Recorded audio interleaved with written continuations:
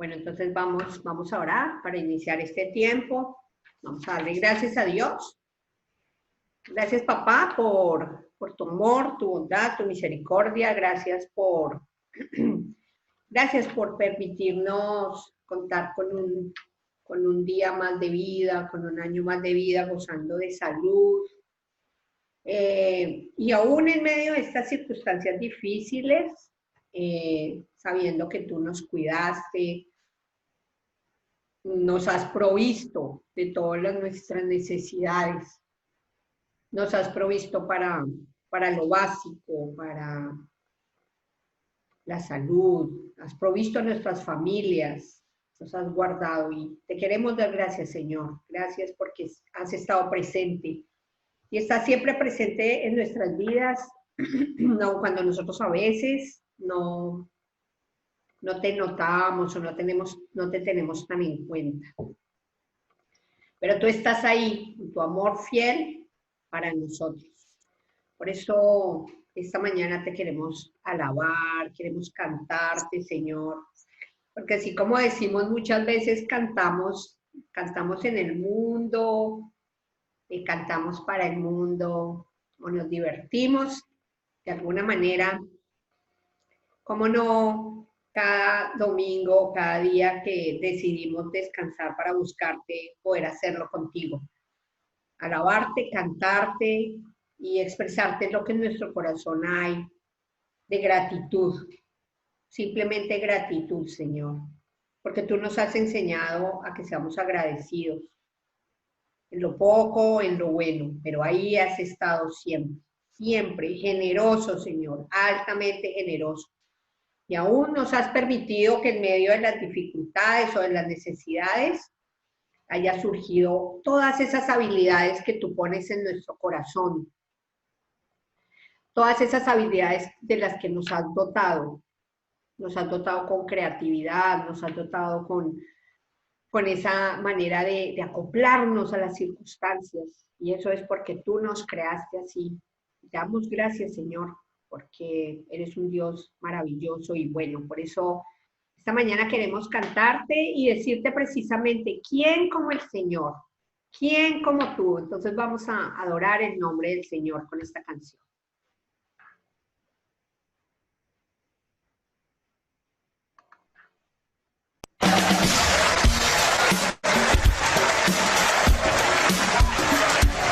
¿Quién como el Señor? Todos alabemos su nombre hoy. Aleluya. Hey, hey, hey.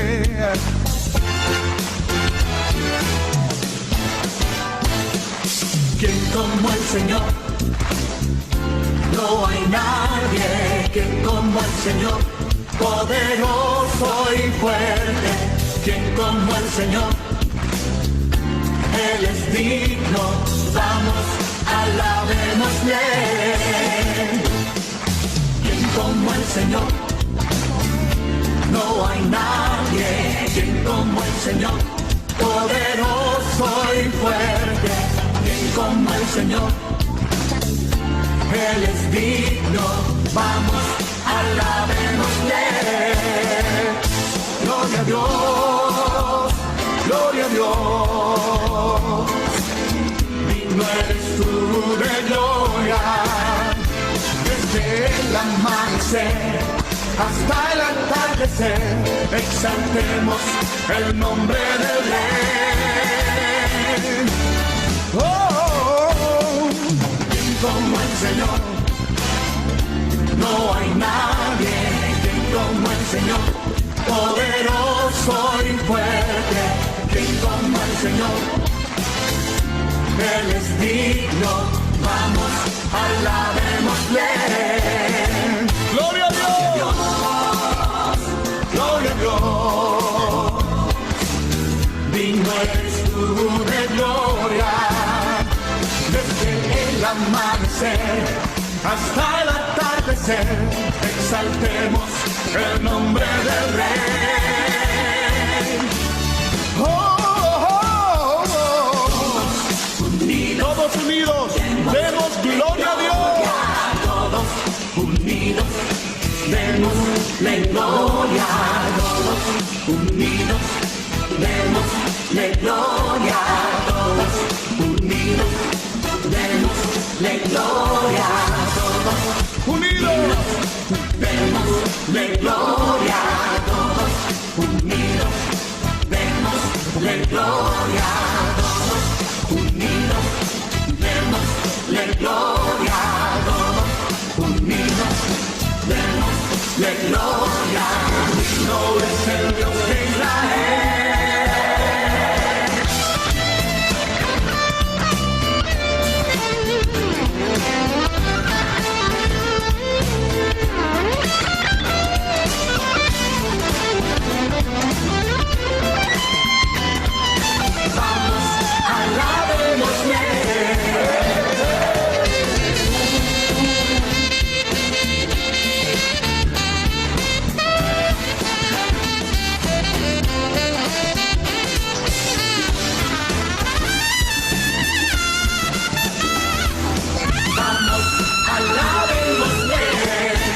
Gloria a Dios.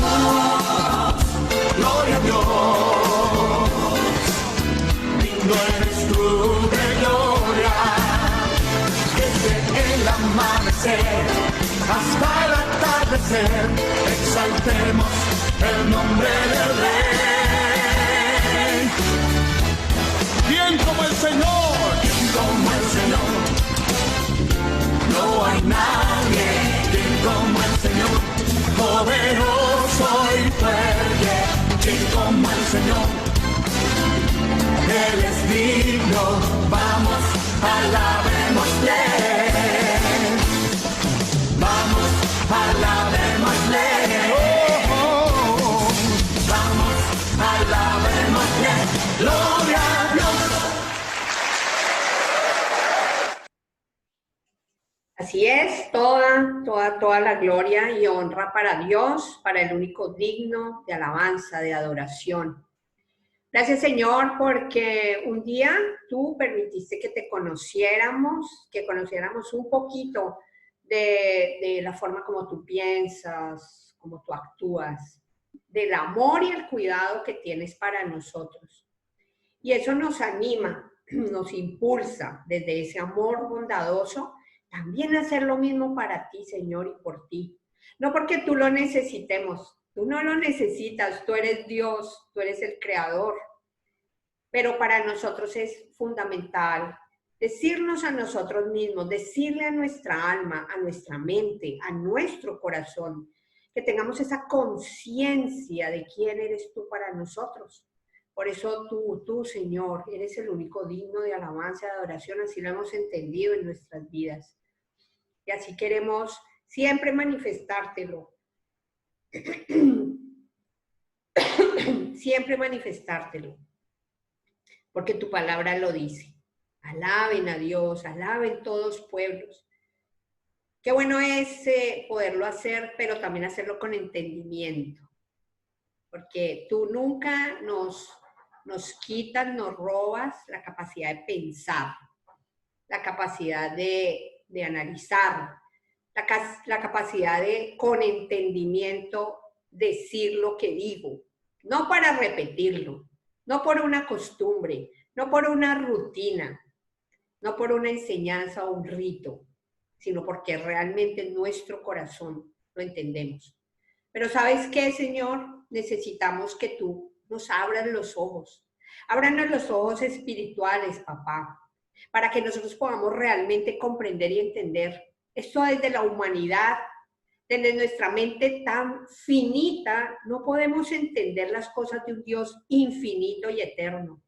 Por eso necesitamos pedirte en una mañana como hoy y todos los días de nuestra vida, que abras nuestros ojos. Abra nuestros ojos, Señor, para poderte contemplar, para poder ver cómo son las cosas, para poder contemplar la inmensidad de tu poder, de tu palabra, de tu persona. Vamos a cantarle al Señor y a pedirle precisamente eso. Y dígale usted en su corazón, Señor, abre mis ojos porque yo quiero verte. Yo cada día quiero conocerte más. Vamos a cantar.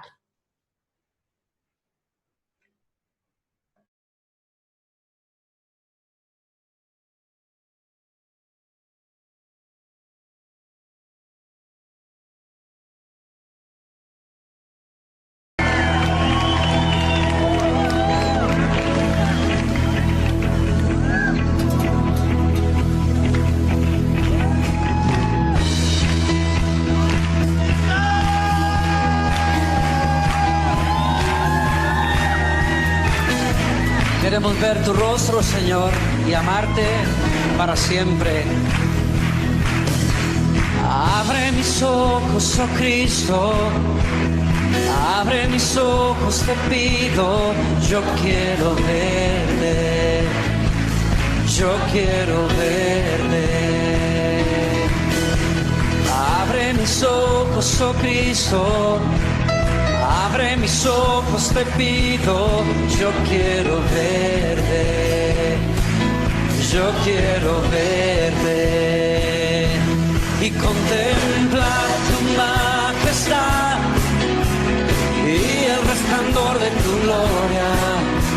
Derrama tu amor y poder cuando cantamos santos y contemplar tu majestad y el resplandor de tu gloria. Derrama tu amor y poder cuando cantamos santo, santo. Santo, santo, santo. Santo, santo, santo. Santo, santo, santo. Yo quiero verte. Decimos santo. Santo, santo, santo. Santo, santo, santo. Santo, santo, santo. Yo quiero verte. Abre mis ojos, oh Cristo. Abre mis ojos, te pido. Yo quiero verte, yo quiero verte. Abre mis ojos, oh Cristo. Abre mis ojos, te pido. Yo quiero verte. Quiero verte y contemplar tu majestad y el resplandor de tu gloria. Derrama tu amor y poder cuando cantamos santo, santo y contemplar tu majestad y el resplandor de tu gloria. Derrama tu amor y poder cuando cantamos santo, santo. Santo, santo, santo.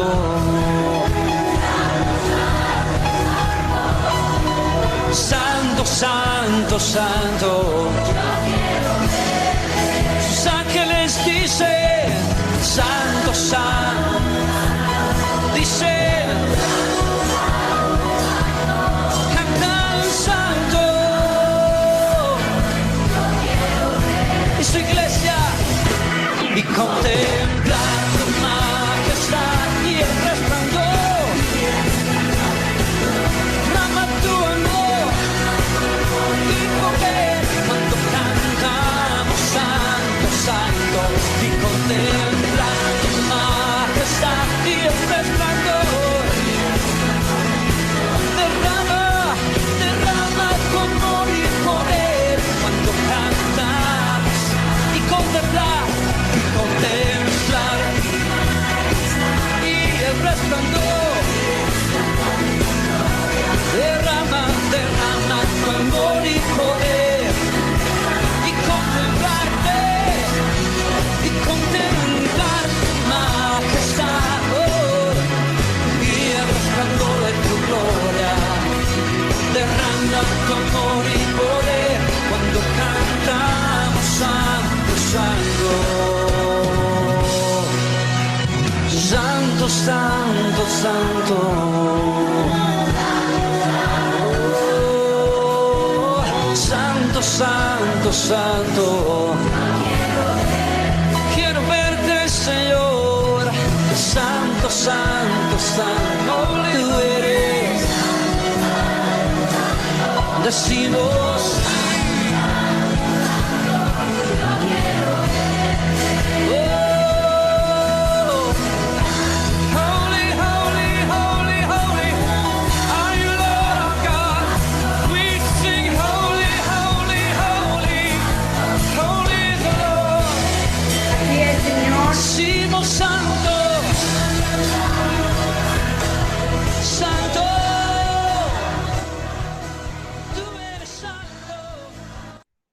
Así es.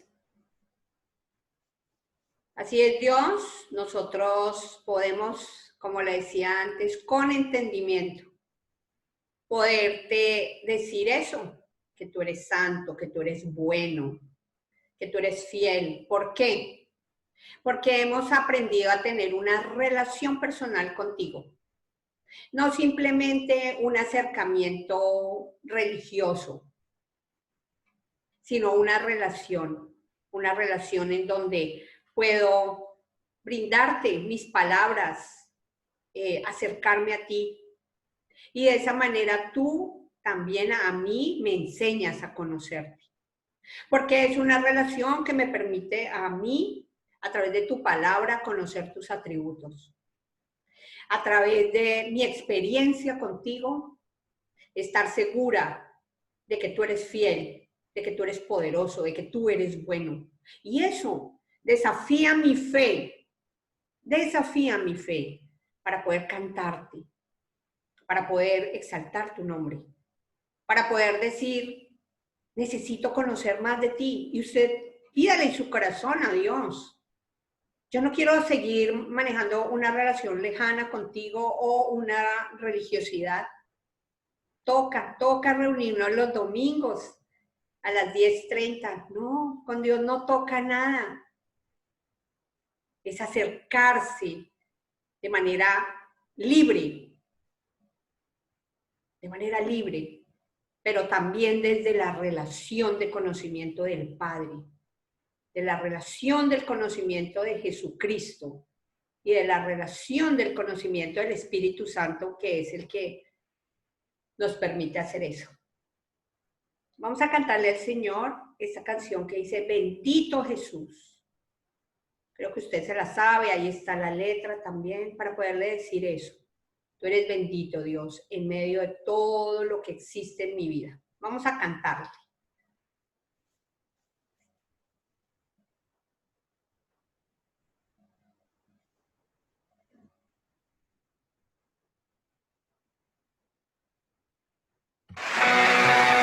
¿Dónde están los que saltan esta tarde?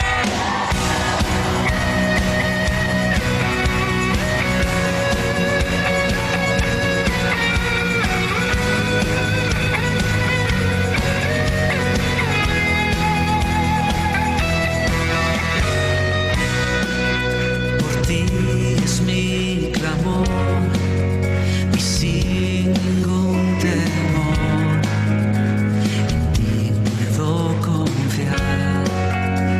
Bendito Jesús, hoy puedo escuchar tu voz de sanidad, restaurando mi ser. Bendito Jesús,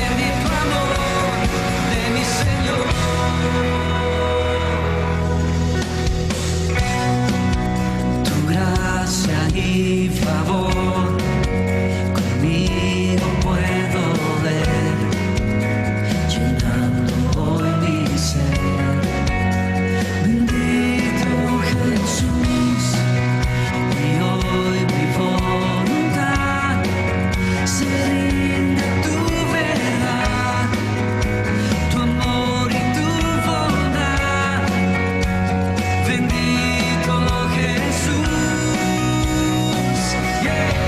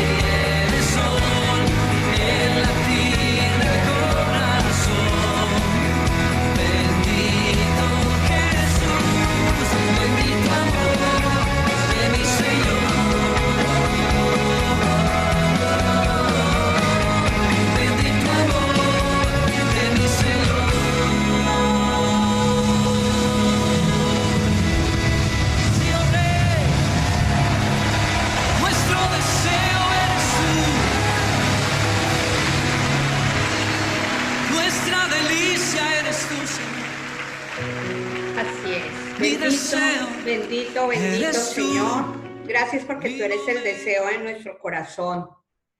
Gracias por tu infinito amor que cada uno hemos podido contemplar en nuestras vidas.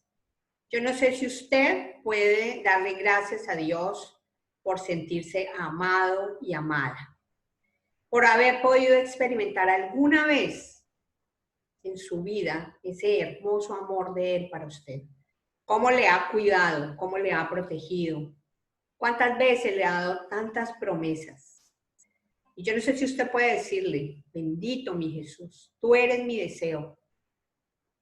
Que mi corazón pudiera latir por ti como late por otras cosas. Por otras cosas. Late nuestro corazón. El simple hecho de la música. Yo no sé si usted puede deleitarse con estas canciones y puede deleitarse escuchando cada instrumento. ¿Cómo suena? No sé si usted lo puede distinguir. La guitarra, el bajo, las voces, la armonía, pero sobre todo también la letra de lo que estamos diciendo. A veces disfrutamos mucho la música de fuera, la música en una reunión, la música obviamente no cristiana. Y podemos disfrutar esos sonidos. Se puede disfrutar de esta música y mucho más de la letra de lo que usted está cantando a Dios. Permitámonos este tiempo. ¿Sabe por qué? Porque una reunión como hoy, si bien recibimos dirección de Dios, si bien Él nos va a enseñar cosas que nos van a servir para nuestra vida, para nuestra semana, es una reunión que hemos establecido porque Dios lo quiso así. Dios dijo, trabajen 6 días y el 7º, dedíquenlo a mí. ¿Puede usted entender que este día no es para usted, sino para Él? Para poderle agradecer por la semana, para poderle agradecer por la vida, aún para poderle agradecer por las dificultades, porque en eso Dios le está formando su carácter. Así es que recuerde, este tiempo es para Él, porque Él lo determinó así. Qué bueno es poder decir, papá, te queremos hacer una fiesta, una celebración. Y que también en la privacidad de su día a día, usted pueda también, como lo dice la canción última que vamos a cantar ahora, poder estar a sus pies, poder estar delante de Él cada día, reconociendo su amor, su favor, reconociendo quién es Él, abrevándose de su espíritu, de lo que usted y yo necesitamos para el día a día. Vamos a cantarle a nuestro buen Dios.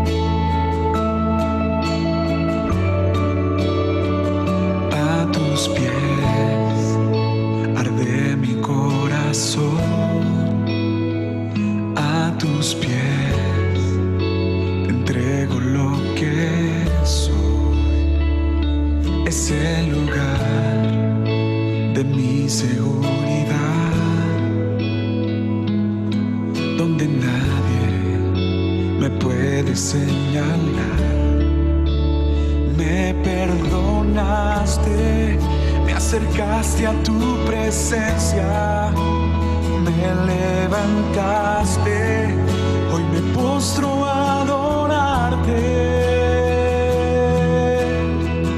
No hay lugar más alto, más grande que estar a tus pies, que estar a tus pies. No hay lugar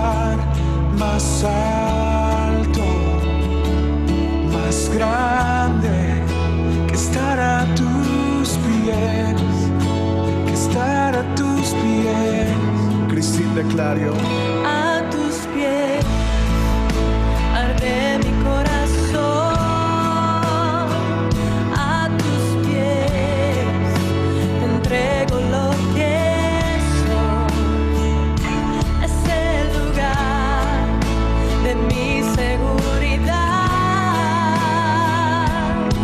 donde nadie me puede señalar. Me perdonaste, me acercaste a tu presencia, me levantaste y hoy me postro a adorarte. No hay lugar más alto, más grande que estar a tus pies, que estar a tus pies. No hay lugar más alto, más grande que estar a tus pies, que estar a tus pies. No hay lugar más alto, más grande que estar a tus pies, estar a tus pies. No hay lugar más alto, más grande que estar a tus pies, que estar a tus pies. Y aquí permaneceré, postrado a tus pies. Y aquí permaneceré a los pies de Cristo.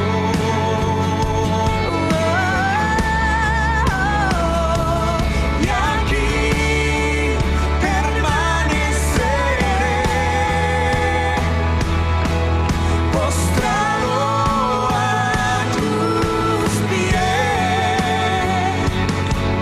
Y aquí permaneceré a los pies de Cristo. No hay lugar más alto, más grande que estar a tus pies, que estar a tus pies. No hay lugar más alto, más grande que estar a tus pies. Que estar a tus pies. Oh Maestro, queremos estar en tu presencia.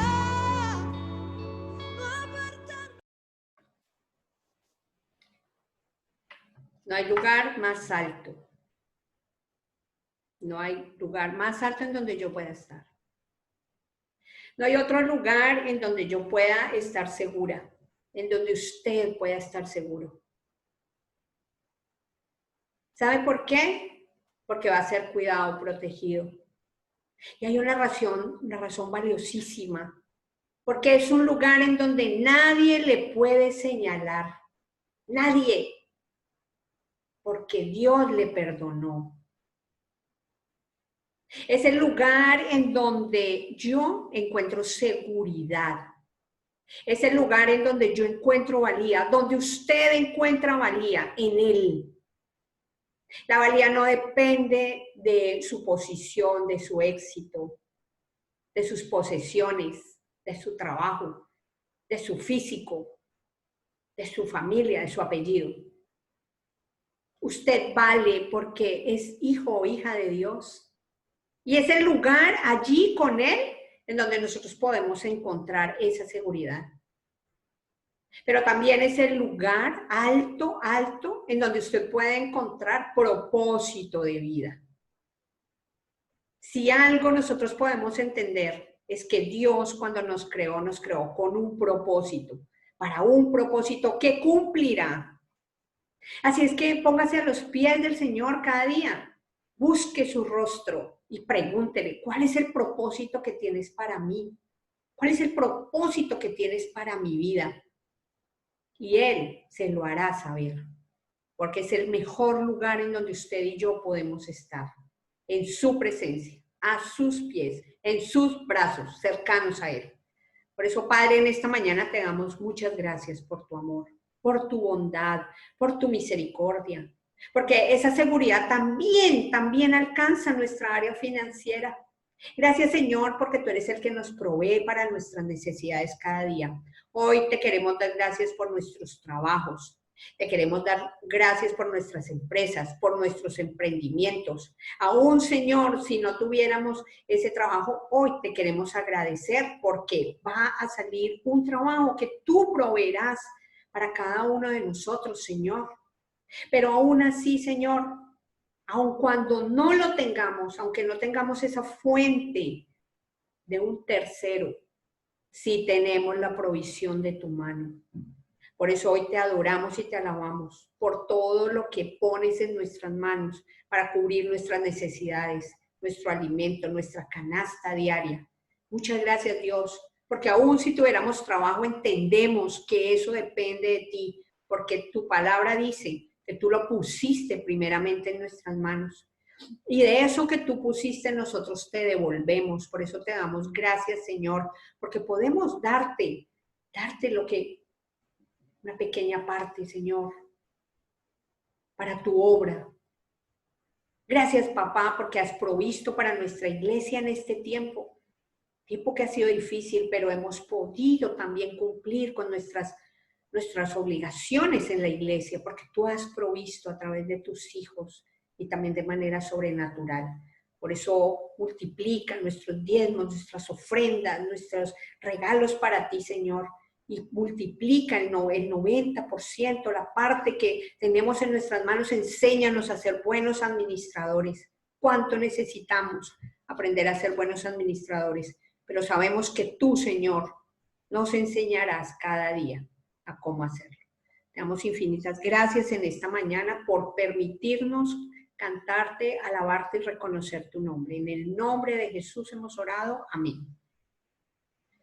Bueno, muy buenos días. Vamos a revisar unos pequeños anuncios, como siempre, para que estemos en contacto de todo lo que está pasando. Como lo dijimos desde el principio, se cerró el local, pero no la iglesia. Seguimos funcionando.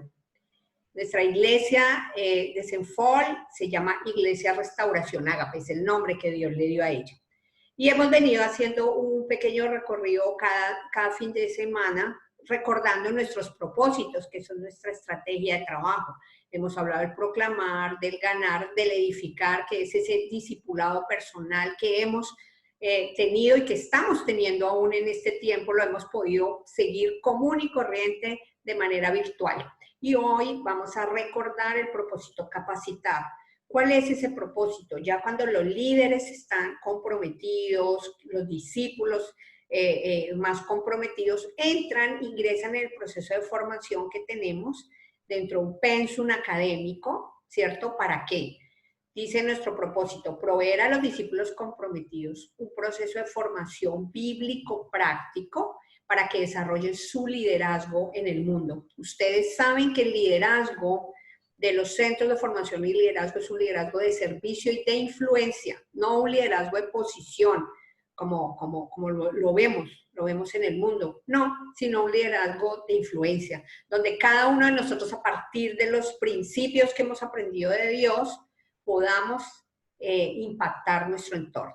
¿Está bien? Bueno, seguimos con nuestros cumpleaños, recordando quiénes están de festejo esta semana para que le demos una llamada, un mensaje. Claudita Ramírez, don Pablo, el papá de Virginia, hasta el 14. Nuestros niños, Sabrina, Martina y David Leiva, continúan. Así como el 24 cumpleaños Nico Guevara y Pascual Posetti. Entonces seguimos orando por la vida de ellos y los vamos a recordar esta semana y los vamos a saludar. Y por último, recordarles siempre nuestro encuentro de ayuno congregacional, lunes y viernes de 11 a 12 horas. Mientras tanto, seguimos operando de manera virtual, mientras vamos mirando cómo se dan las cosas. ¿Está bien? Bueno, entonces entramos en el estudio de la palabra. Vamos con Aldemar.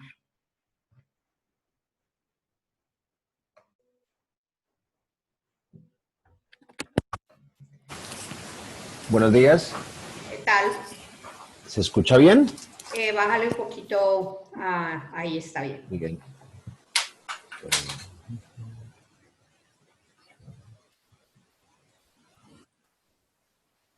¿Ahí está bien? Sí, Sí, dale.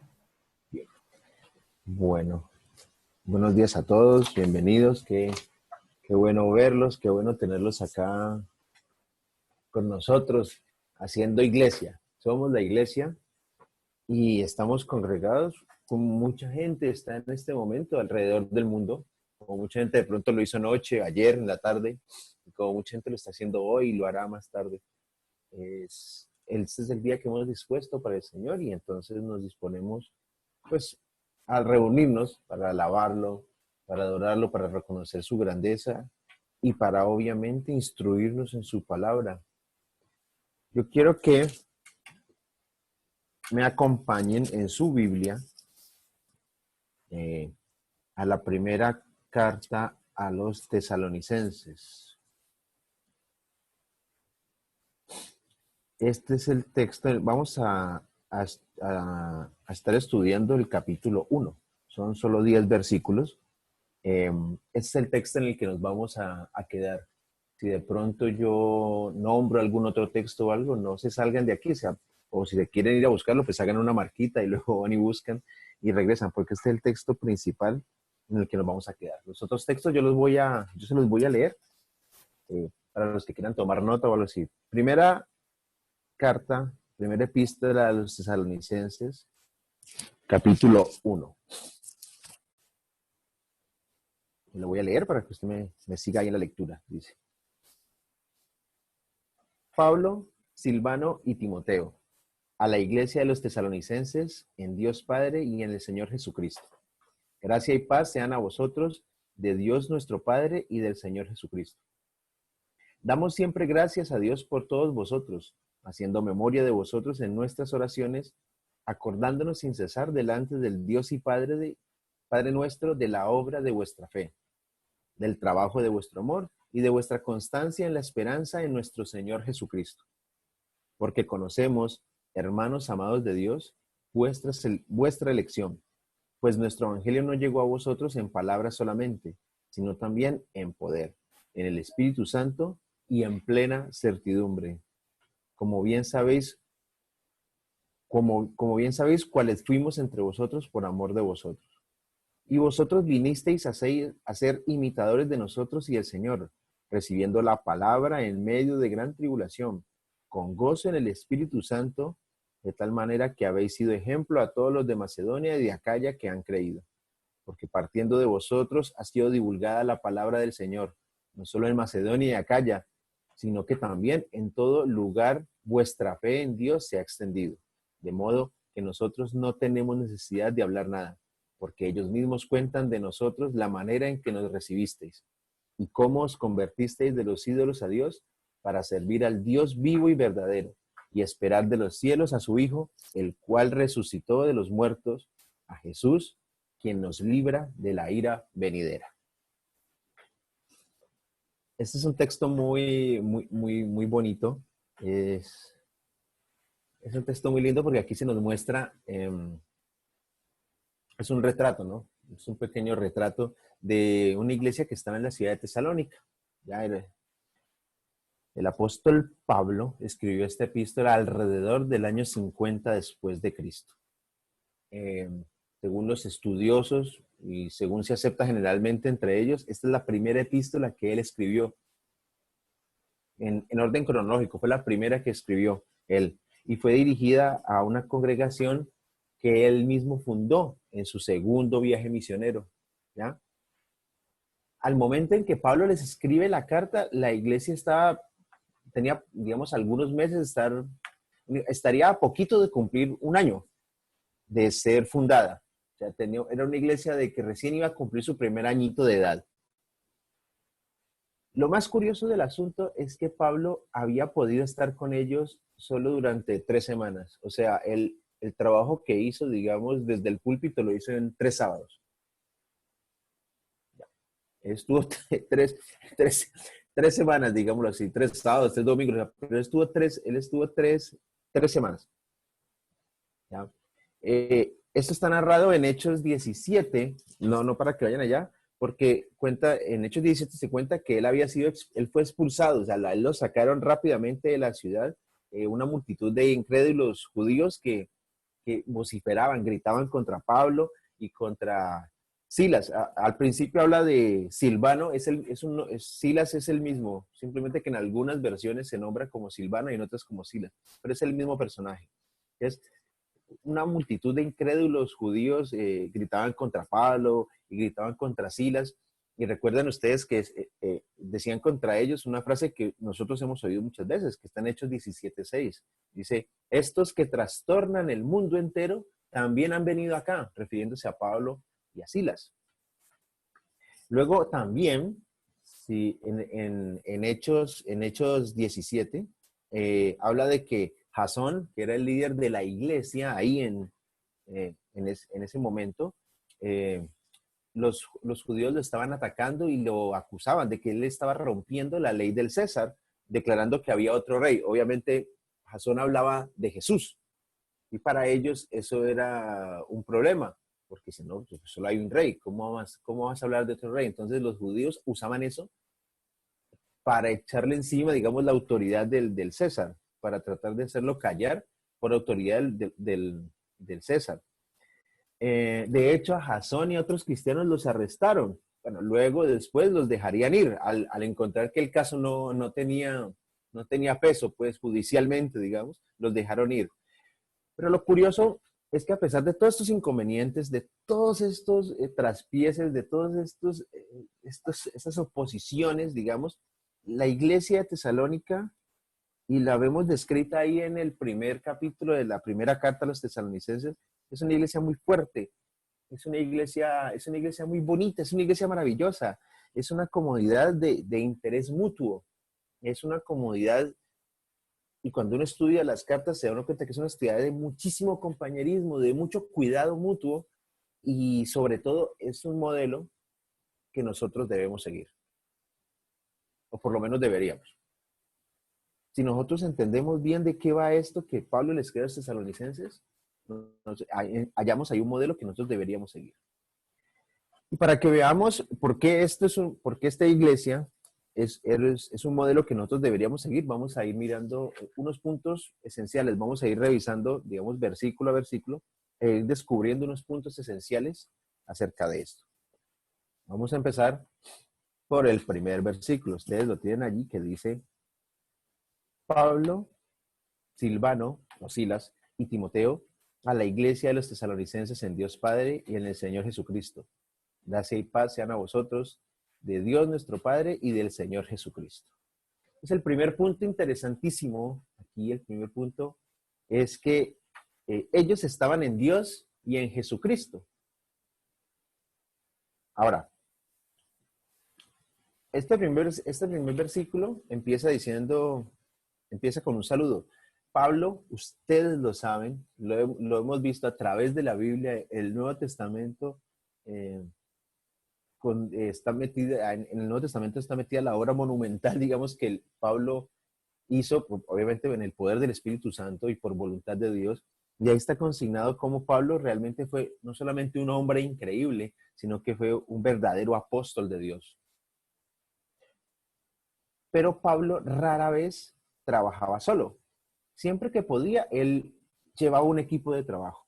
Y aquí menciona a 2 hombres con los que estaba trabajando: Silvano, Silas y Timoteo.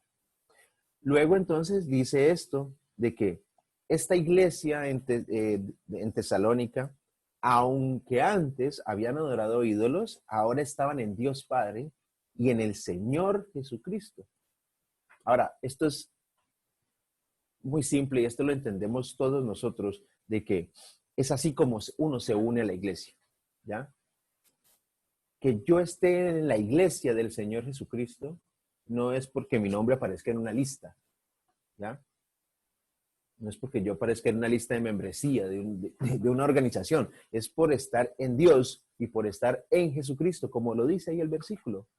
¿Ya? Esto es lo que nos hace verdaderos miembros de la iglesia de Jesucristo y nos hace verdaderos miembros, obviamente, de nuestra iglesia local. Por eso el Señor Jesús oró como en Juan 17:21, dice el Señor Jesús dice, para que todos sean uno, oh Padre, para que todos sean uno, como tú, oh Padre, en mí y yo en ti, que también ellos sean uno en nosotros. Entonces miren cómo es el asunto. Que sean en ti y en mí y seamos uno, sean uno con nosotros. Los tesalonicenses cumplían este requisito. Ellos eran uno en el Padre y uno en Cristo. Y así se convirtieron en uno de ellos. O sea, y así se cumplía lo que el Señor Jesús dijo. O sea, yo tengo que estar unido a Jesús y unido a Dios Padre para estar unido a la iglesia. No hay otra forma. No hay otra manera. O yo estoy en Jesús o estoy afuera de Jesús. ¿Ya? Por eso nosotros, cuando hacemos evangelismo, cuando tratamos de ganar personas para el Señor, no le decimos venga a mi iglesia. Le decimos venga a Jesús. Bueno, no en esas palabras específicamente. La fórmula puede variar, pero básicamente no le estamos diciendo únase a nuestra organización. Le estamos diciendo venga a Jesús, confíe en Jesús, confíe en Dios, descanse en Dios. Porque cuando eso sucede realmente es que la persona se convierte en miembro de la iglesia. No hay otra manera, insisto, no hay otra manera de unirse a la iglesia. El Señor dijo, habló de necesarios, el Señor Jesús. Pues es necesario nacer de nuevo.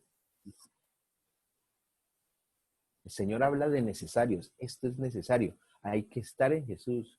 Hay que estar en Dios. No hay otra forma. Porque es que mucha gente, y esto es ahorita muy, muy normal, mucha gente habla de que, no, yo asisto a una iglesia. Ok, es innegable que físicamente usted se desplaza y va a una iglesia y participa de lo que ahí dentro se hace. Pero no es lo mismo asisto a una iglesia que estoy en el Señor. ¿Ya? La verdadera iglesia está compuesta solo, y esto es excluyente, solo por aquellos que están en el Señor Jesucristo y que están en Dios. Todos los demás simplemente son personas que visitan la iglesia, son personas que nos acompañan, pero no son realmente parte de ella. Y eso es una realidad muy fuerte, pero es la verdad expresada en la palabra de Dios. O piensen ustedes en lo que pasó en el arca de Noé. Noé pasó muchos años, décadas, construyendo el arca. En ese tiempo, muchos fueron a ver el arca. Quizás algunos caminaron alrededor de ella. Quizás algunos tuvieron la oportunidad incluso de entrar y mirar adentro y darse cuenta como de qué iba la cosa ahí dentro del arca. Pero así como entraron, se volvieron a ir. Y vino el diluvio y ellos no estuvieron en el arca. Ellos conocieron el arca, anduvieron por ahí un rato, pero no estaban en el arca. Y cuando vino el gran diluvio, pues los que no estaban en el arca se ahogaron. El Señor Jesús dijo, mas como en los días de Noé, así será la venida del Hijo del Hombre. Eso está en Mateo 24:37. Entonces, cuando el juicio de Dios caiga sobre este mundo, los únicos que tendremos esperanza real, sustentada en la realidad, es los que estemos en Jesucristo, como lo estaba la gente de la iglesia de Tesalónica. El segundo punto a considerar interesante está en el versículo 3 y nos habla de que ellos tenían fe, amor y esperanza en nuestro Señor Jesucristo.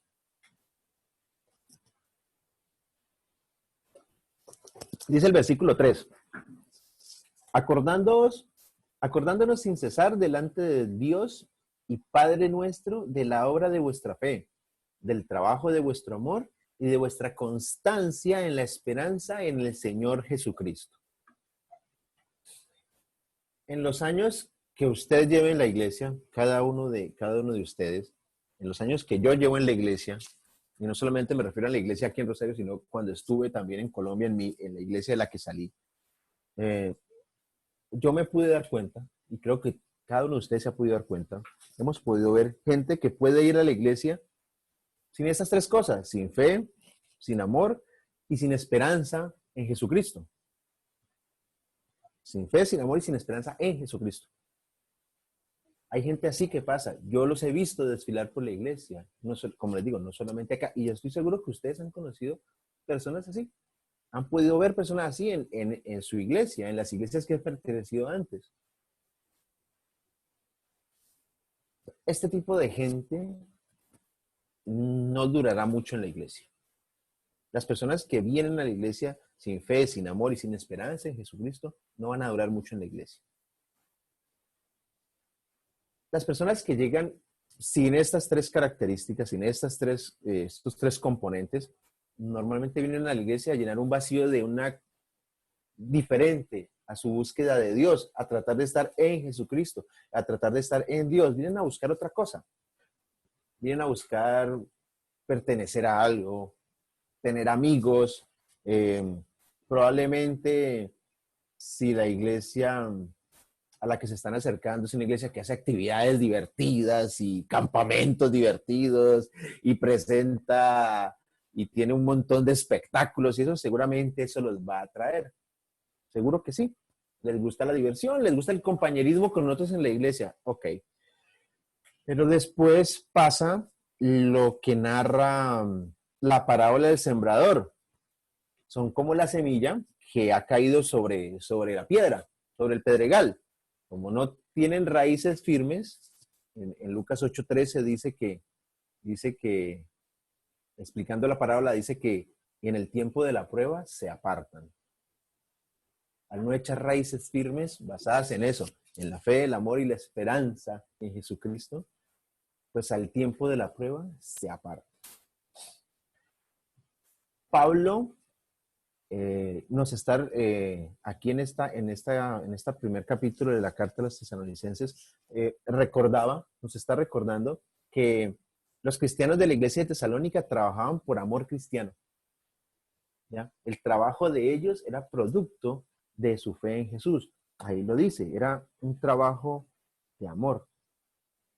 Ya tenían paciencia, tenían aguante, estaban inspirados por la esperanza en nuestro Señor Jesucristo. Ahí lo dice en el versículo 3. O sea, ellos estaban tan agradecidos con Dios por los tesalonicenses. O sea, Pablo expresaba mucho agradecimiento. Pablo, Silas y Timoteo expresaban tanto agradecimiento con Dios porque a pesar de los problemas de los tesalonicenses, no se podía negar que el Espíritu Santo había trabajado en ellos, que se había obrado un cambio maravilloso en sus vidas. Y esas tres grandes virtudes cristianas eran evidentes entre ellos. Pablo posteriormente, en la primera carta a los Corintios, en el capítulo 13, lo nombra al final. En el capítulo que habla sobre la preeminencia del amor, dice, ahora permanecen la fe, la esperanza y el amor. Las mismas características, las mismas virtudes que está reconociendo en los tesalonicenses. Claro, él aclara, pero la mayor es el amor. En ese capítulo de Corintios. Pero entonces, ¿qué pasa? Pablo no solamente hace énfasis en tener esas tres virtudes. Sí, tienen fe, tienen esperanza y tienen amor. ¿Y qué? Pues el punto es que Pablo no hace énfasis en tener las tres virtudes, sino en lo que esas virtudes producen. ¿Bien? Entonces, primero, la fe, como lo dice ahí el versículo 3, dice la obra de vuestra fe. O sea, la fe produce obras, que es la naturaleza de la fe verdadera. La fe produce obras agradables al Señor. Bien. Ahora, luego dice que su amor producía trabajo. Trabajaban, era una obra de amor. ¿De amor por quién? Por Cristo. Trabajaban en la iglesia por amor a Cristo. Su amor, el amor que tenían por Cristo, les impulsaba a trabajar por Él, a trabajar en su iglesia. Y lo último dice que su esperanza producía constancia. Perdón, constancia. ¿ya? Ahora, esa constancia es la paciencia que se necesita para resistir, no solamente para sobrevivir a los tiempos difíciles como los que estamos pasando. Esa constancia es la que nos va a dar la paciencia para poder no solamente saber llevarla pues en estos tiempos difíciles, sino para triunfar a través de ellos. Porque el Señor no solamente espera que sobrevivamos a esta situación, el Señor espera que triunfemos en medio de esta situación. Eso es lo que realmente el Señor espera, no que la vayamos peloteando como creo que es la expresión acá. No, que realmente no solamente sobrevivamos, sino que triunfemos a través. Y los tesalonicenses estaban dando testimonio de eso. Pablo estaba muy agradecido por eso y lo dejó plasmado aquí en la carta. El tercer punto en el que tenemos que nosotros estar muy pendientes, pues, que se descubre aquí de este texto, es que ellos fueron elegidos por Dios. El versículo 4 dice, porque conocemos, hermanos amados de Dios, vuestra elección. Ahora, Pablo llama hermanos, Pablo los llama hermanos porque al igual que él, habían sido elegidos por Dios. Este término de amados es un término que, bueno, en la cultura judía se daba solamente a una persona que era muy sobresaliente. Por ejemplo, los judíos tradicionalmente solo le llamaban amado, por ejemplo, cuando se referían a la figura de Moisés o la figura de Salomón. Pero aquí ya Pablo como entiende que es otra la situación, porque en el Señor Jesucristo todos somos hermanos amados de Él. Entonces así los llama. Y Pablo les habla de que ellos eran elegidos por Dios. Ahora, Pablo habló de esto también en la segunda carta a los tesalonicenses. En el capítulo 2, versículo 13, Pablo dice esto. Dice, pero nosotros debemos dar siempre gracias a Dios respecto a vosotros, hermanos amados en el Señor, de que Dios haya escogido desde el principio para la salvación.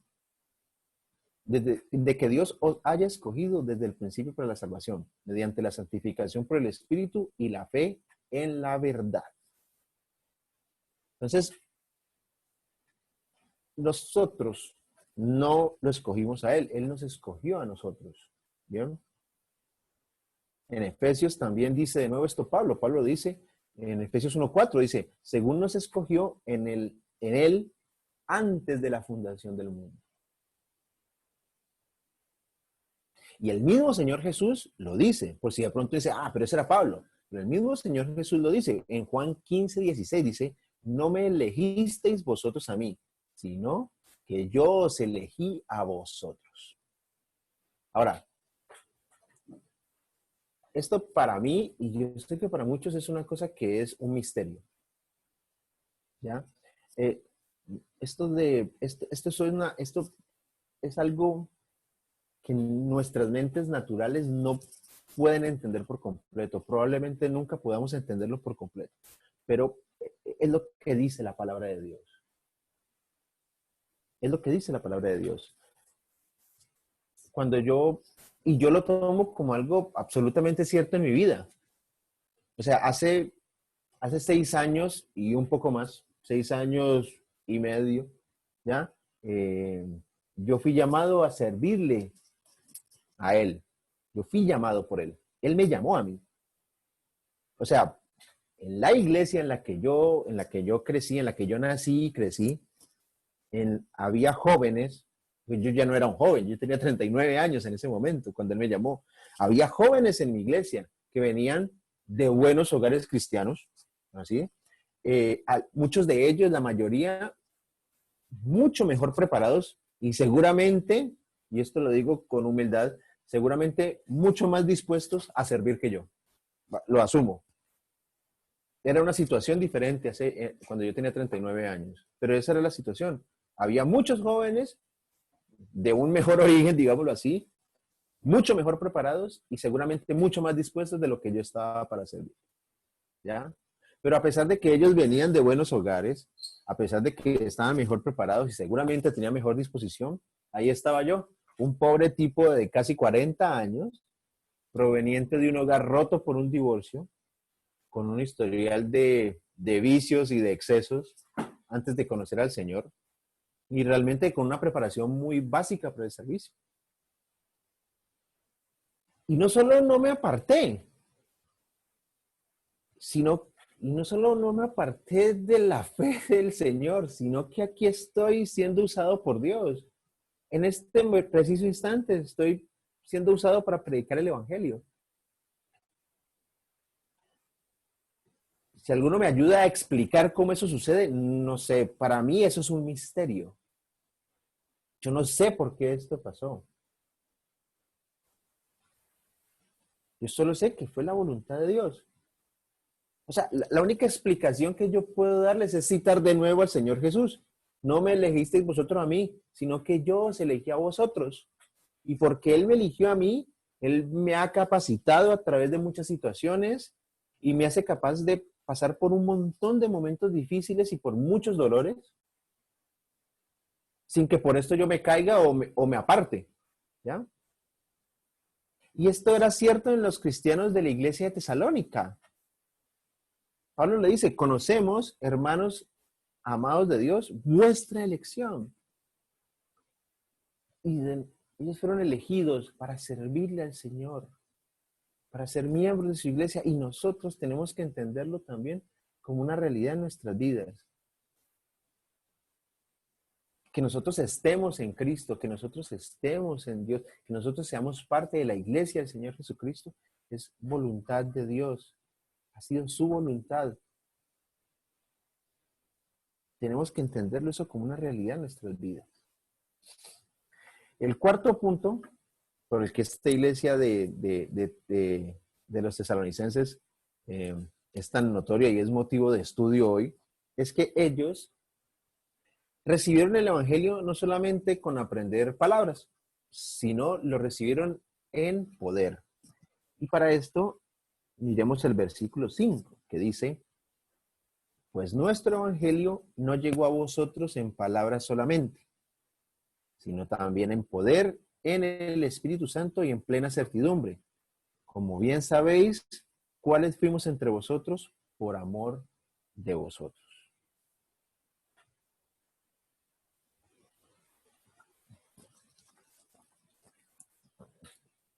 Pablo aquí habla de nuestro evangelio. Ya, no porque él lo hubiera escrito, sino porque él era el que lo estaba predicando. Él y sus compañeros. ¿Ya? En otras partes de la escritura figura como el evangelio de Dios. En Romanos 1:1 lo dice así, el evangelio de Dios. Y también en Primera a los Tesalonicenses, 2 capítulos más adelante, en el 3:2, dice el evangelio de Cristo. Pero en este caso, está hablando de nuestro evangelio en el sentido del evangelio que él y sus compañeros estaban predicando. Ahora, Pablo también nos dice ahí, en ese versículo, que el evangelio vino a los tesalonicenses con poder. Con poder. En primera a los Corintios, en el capítulo 2, versículo 4, Pablo dice esto: ni mi palabra, ni mi predicación fue con palabras persuasivas de humana sabiduría, sino con demostración del Espíritu y de poder.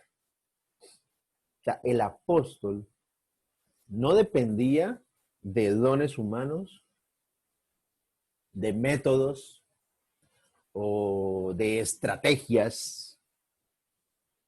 No, el apóstol Pablo dependía de las demostraciones del Espíritu y de poder. De eso era lo que él dependía. Ahora, esto vamos a explicarlo bien. ¿A qué va esto? El punto es que en nuestra cultura moderna, y yo sé que ustedes pueden ver esto, en todas partes hacia donde miran pueden ver esto, en nuestra cultura moderna hay un exceso de información. Estoy hablando de la cultura moderna, la cultura cristiana moderna. Hay un exceso de información, hay un exceso de cursos, de estrategias, de seminarios, de congresos, en todas las áreas de la iglesia. O también hay un exceso de entretenimiento. Hagamos eventos, tengamos a la gente entretenida, tengamos a la gente contenta, tengamos a la gente ocupada simplemente por tenerla ocupada en algo. Hay una novedad, esto está de moda, hagamos. Y muchas veces todo eso se queda en simples palabras. Muchas veces de eso lo que quedan son simples palabras. Sin embargo, el evangelio es más que simples palabras, también es poder. El evangelio tiene poder. El mensaje de Jesucristo tiene poder. Poder para hacer milagros, sí. Poder para realizar señales maravillosas, sí. Pero lo mejor de todo, y lo que más nos debe importar a nosotros, más que los milagros, más que las señales maravillosas, es que el evangelio de Cristo tiene poder para cambiar mentes, para cambiar corazones y para cambiar vidas. Esa es la demostración de poder del Espíritu. Y en esa es la que nosotros, de esas que debemos maravillarnos. No de los milagros y las señales. Bueno, gloria a Dios por eso también. Pero el verdadero poder del evangelio se expresa en la capacidad que tiene de cambiar mentes, corazones y vidas. Y el Espíritu Santo, nos decía ese versículo que leímos, el versículo 5, nos habla de que el mensaje es del Espíritu Santo. O sea, nos está hablando de que el mensaje fue traído a través de una persona viviente, porque el Espíritu Santo es la tercera persona. Vive, trabaja dentro de los corazones de los oyentes. ¿Ya? Porque es el Espíritu Santo el que inicialmente a la persona que no es creyente es el que lo convence de pecado. Es el que lo consuela. Y a los creyentes es el que nos capacita, el que nos instruye, el que nos controla. Si lo que sucede en una iglesia normalmente es que simplemente hay una persona que se para delante de un micrófono y habla palabras, dice palabras, entonces eso es un asunto de palabras solamente. Una persona que va y se para a dar un discurso. Pero miren lo que estaba pasando y lo que declara Pablo, que cuando el Espíritu Santo obra a través de la palabra, hay una gran obra espiritual que es cumplida. O sea, esto es importante porque si bien no tenemos que irnos hacia el extremo de tiene que haber en todas partes, si el Espíritu Santo de verdad está obrando, aquí tiene que haber señales y prodigios y polvo de oro en las manos y qué sé yo. Sin irnos a ese extremo, también nosotros no debemos desconocer que ciertamente hay una obra espiritual que va más allá de simplemente el valor educativo de las palabras que estén consignadas en este libro, que simplemente el valor de aprendizaje que podamos tener de estudiar la Biblia. No, hay un espíritu, hay una operación de poder espiritual a través del evangelio. Lo hay, es real. Nosotros lo creemos. Esto es más que palabras, el evangelio es más que palabras. Hay poder del Espíritu Santo detrás de él. Y también lo que dice ahí en ese versículo 5 hacia el final, en la mitad hacia el final, dice que este mensaje es dado en plena certidumbre, dice, o sea, si yo aquí enfrente de ustedes, yo no creyera realmente en lo que estoy diciéndoles, estoy cometiendo un grave error, o sea, porque no hay nada con lo que yo pueda reemplazar esa certidumbre, o sea, yo tengo realmente que creer en lo que les estoy diciendo. No lo puedo reemplazar con nada más. O sea, digamos que yo tengo que ir respaldando el mensaje que les estoy dando en que realmente, primeramente, en que realmente lo creo. Tengo que estar convencido. Es como lo que hablan a veces en los que han estudiado un poquito de mercadotecnia o publicidad o algo así. Es decir, usted tiene que creer en el producto que está vendiendo, si no nadie se lo va a comprar. Si nadie usted lo ve convencido del producto que usted quiere venderle a alguien, pues nadie se lo va a comprar. Bueno, esto va más allá de las ventas, obviamente. Esto no es un producto. Pero es más o menos, digamos que puede uno aplicar eso. Yo, la certidumbre que yo tengo de que esto es verdad, no la puedo reemplazar con nada. Yo tengo que realmente creer que el mensaje es cierto para poder estar aquí parado delante de ustedes. Y y si hay algún predicador que no tiene esa certidumbre de que esto es real, entonces debería mantenerse lejos del púlpito. Debería. Porque este es un mensaje que se debe dar en plena certidumbre. Quien se para delante de ustedes, y ustedes cuando se paren delante de alguien a compartir las verdades del Evangelio, a tratar de ganarlo para Cristo a través del Evangelio, ustedes tienen que estar convencidos de que esto es verdad. Tienen que estar convencidos. Esto se hace en plena certidumbre. ¿Cómo hacemos eso? Pues nosotros tenemos que aprender a depender del Espíritu Santo. A esas personas en Tesalónica les predicaron en el poder del Espíritu Santo y luego se convirtieron. Por eso debemos nosotros debemos orar constantemente. Y eso es de lo que hacemos nosotros, parte de lo que hacemos en los tiempos de ayuno y parte de lo que hacemos eventualmente también en las vigilias. Nosotros debemos orar constantemente por la presencia de Dios, pero la presencia de Dios en el sentido de que la influencia del Espíritu Santo se haga una realidad en nuestras vidas, que nosotros realmente estemos llenos, controlados y capacitados por el Espíritu Santo. ¿Por qué? Porque solamente el Espíritu Santo es el que nos puede dar acceso a estas verdades y que le puede dar acceso a estas verdades a otras personas para traerlos a Cristo. Solamente es el Espíritu Santo. Y yo tengo que tener plena certidumbre de eso. Y tengo que estar convencido de que la obra solamente la puedo hacer lo que me corresponde a mí si yo voy realmente lleno, capacitado y controlado por el Espíritu Santo. Porque solamente Él va a abrir acceso a las verdades del Evangelio, tanto a los creyentes como a los no creyentes. Es el único que puede realmente traer a alguien a Jesús. ¿Cómo vamos hasta aquí? ¿Bien? ¿Bien? ¿Bien? ¿Sí? Bueno, está bien. El quinto punto que nosotros vemos aquí, el quinto punto para tener en cuenta es que ellos seguían el ejemplo de Pablo y Silas pasando por persecución. O sea, dice el versículo 6, dice, y vosotros vinisteis a ser imitadores de nosotros y del Señor, recibiendo la palabra en medio de gran tribulación, con gozo en el Espíritu Santo. Los tesalonicenses dejaron de seguir otras cosas. ¿No?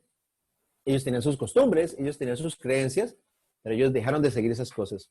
Y se volvieron seguidores, que significa imitador.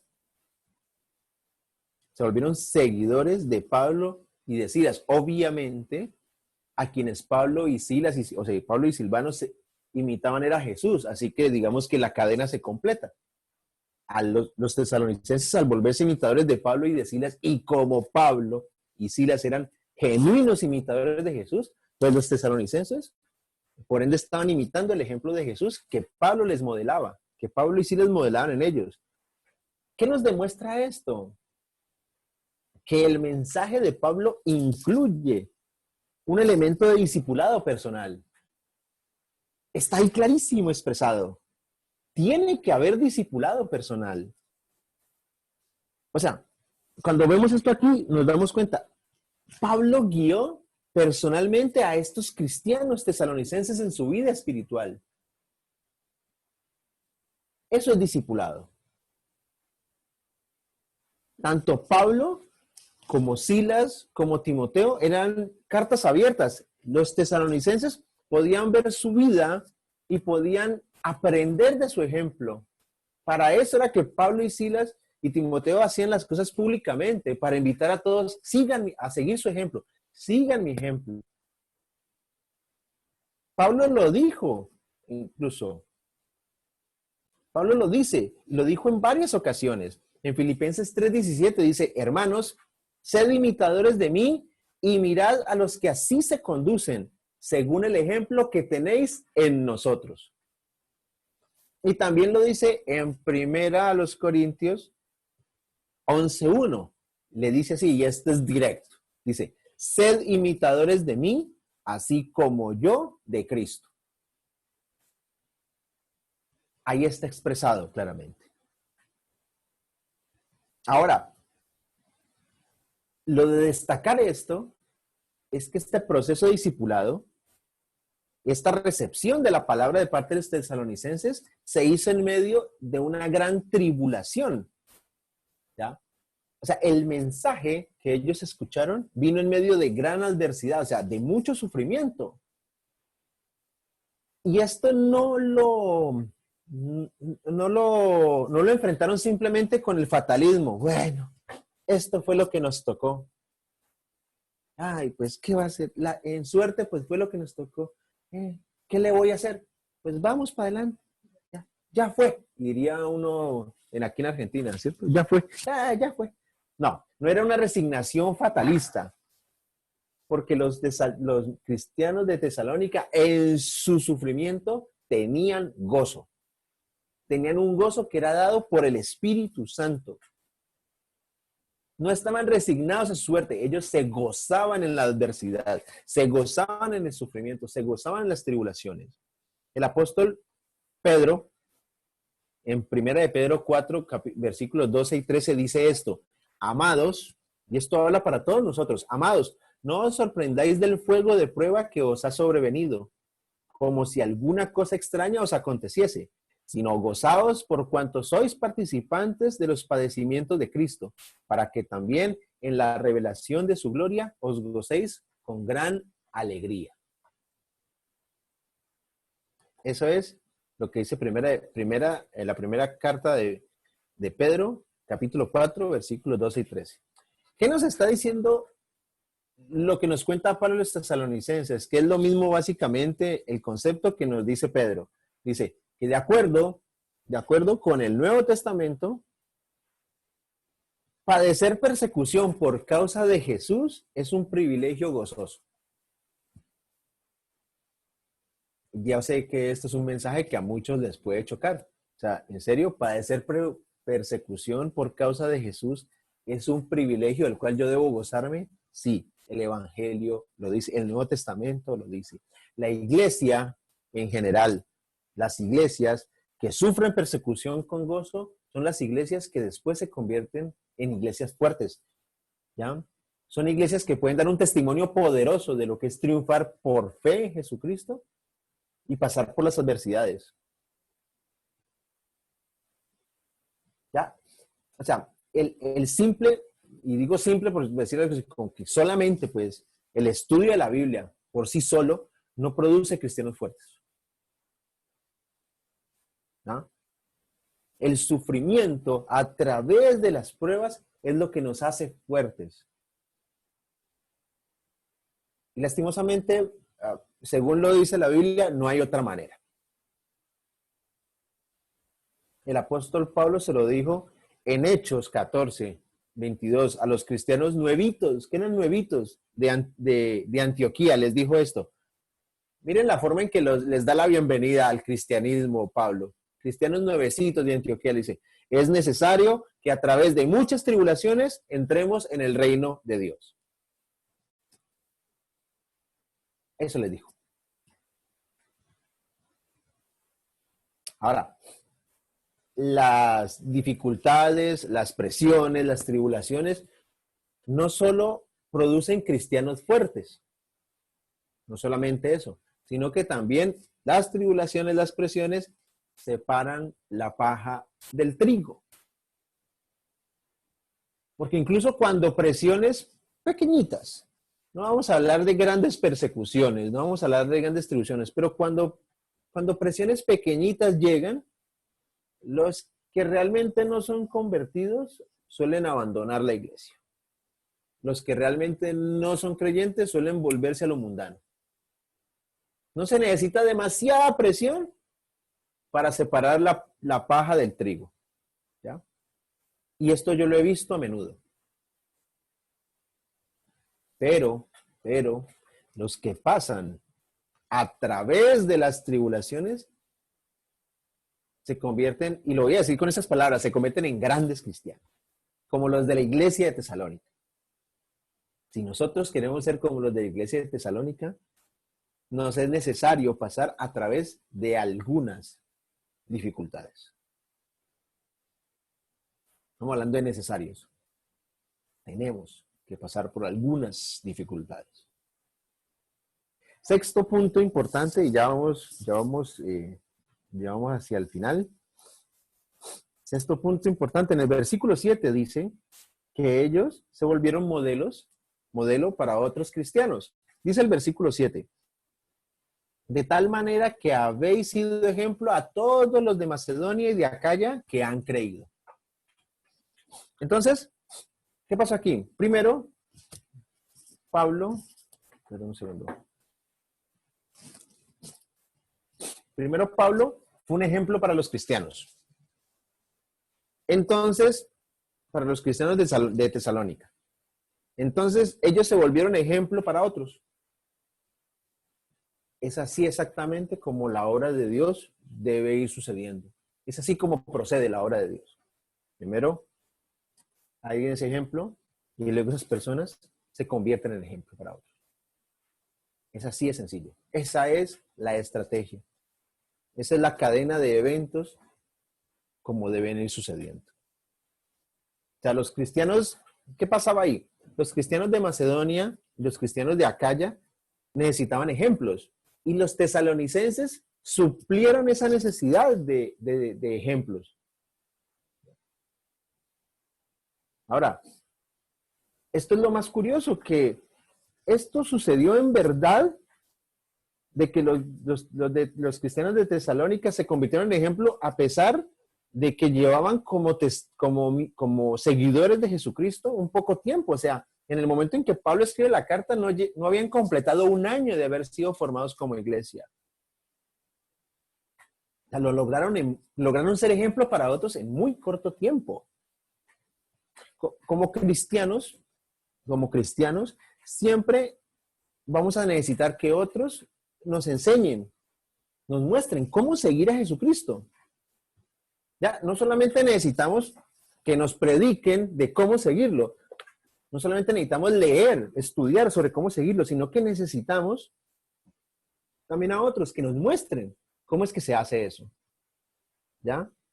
Y ya que estos cristianos de Tesalónica habían pasado por persecución, por tribulación, pero lo habían hecho con tal gozo y seguían imitando al Señor Jesús tan fielmente que se habían vuelto un modelo. Se convirtieron en el modelo a seguir y se convirtieron en un ejemplo para los demás cristianos.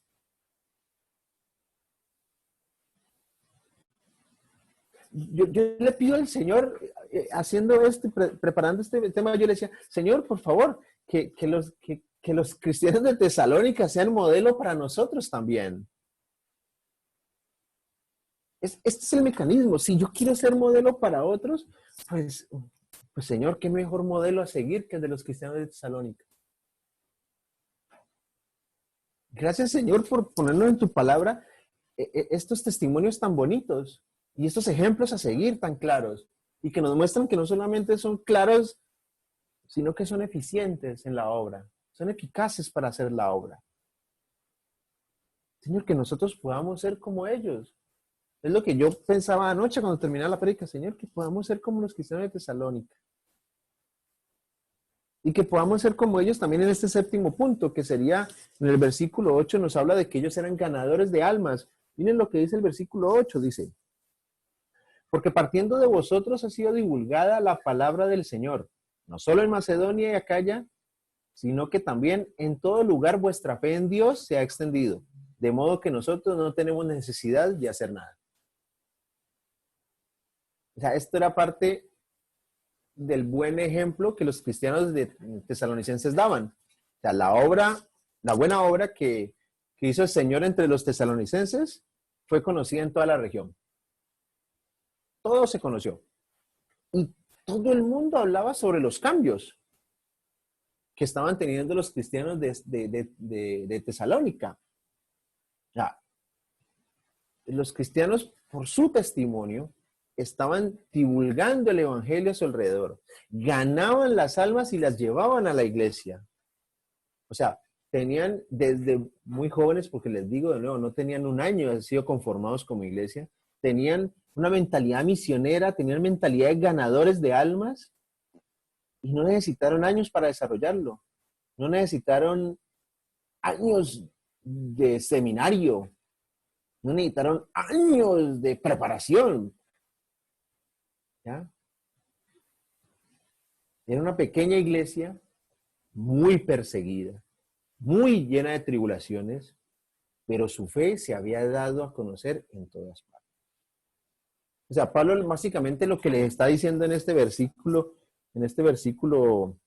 8, lo que les está diciendo es, mire, ustedes, tesalonicenses, están divulgando la palabra de Dios tan efectivamente que a mí, obviamente, me están dejando sin trabajo. O sea, yo ni siquiera tengo necesidad de hablar. A donde llego, encuentro seguidores de Cristo por causa de ustedes. Ustedes básicamente me están dejando sin trabajo.